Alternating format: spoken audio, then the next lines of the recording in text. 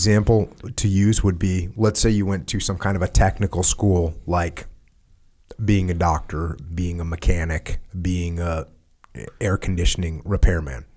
You're going to learn some technical stuff in the classroom, but when do you really get good? It's doing the job. It's when someone pulls you aside and says, "Oh yeah, when you see this, here's the problem." Right. When you go here, here's what you need to do. When you see this symptom from a patient, here's what's actually happening. It's all that informal training that, and maybe I'm wrong about doctors because I don't know what medical school's like, but I can only imagine that you get a heck of a lot better by once you're in the field and you're doing surgeries and someone says, "Hey, here's a better way to, here's the technique you need to use there." Here's, something like that. I always it's like, how I think it was a book you were reading a long time ago where they'd have a name. Shoot, it might have been one of our guests. I don't know, but they'd have a name for the people who don't do. Yeah, I think it was in the Army, where they don't do it. They just do all the theory, and they called them something like nerds or something. Pogues? Like I don't know.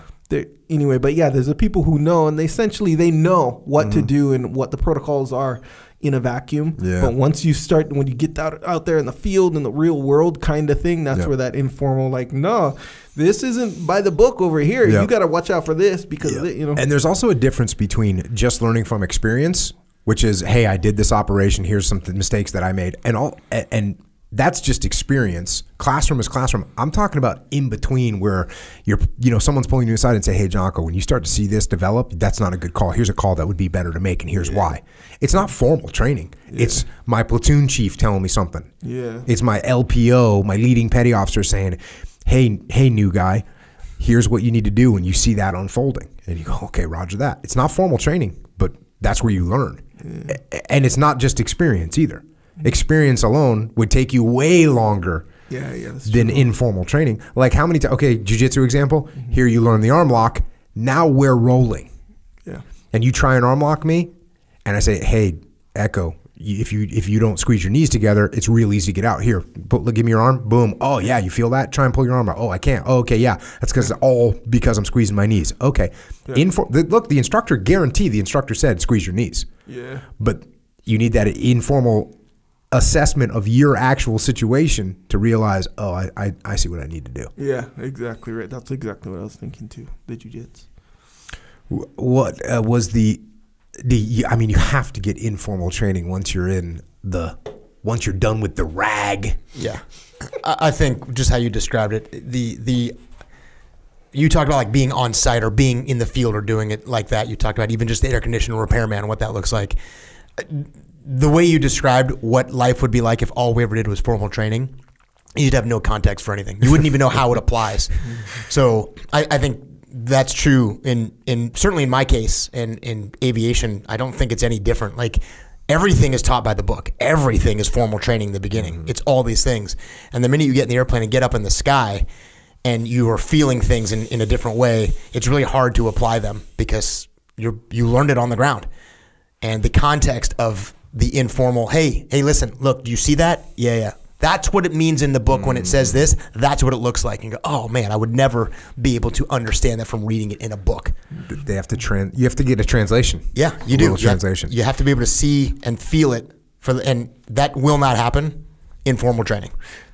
It's important to realize if you have some experience and you have people that are on your team, the amount of knowledge that you can transfer to them is so valuable. And the reason I'm pointing this out is because a lot of times you forget that, right? You think you've been doing this for a long time. You don't think it's a big deal. Hey, this is just what you do. You forget that you've learned all this.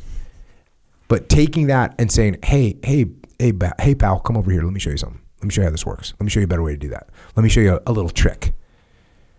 It's very powerful. Not to mention when you invest in people like that for 10 minutes. For 10 minutes, you're helping them and you're building that relationship, which is what this whole thing is that we're talking about. Yeah.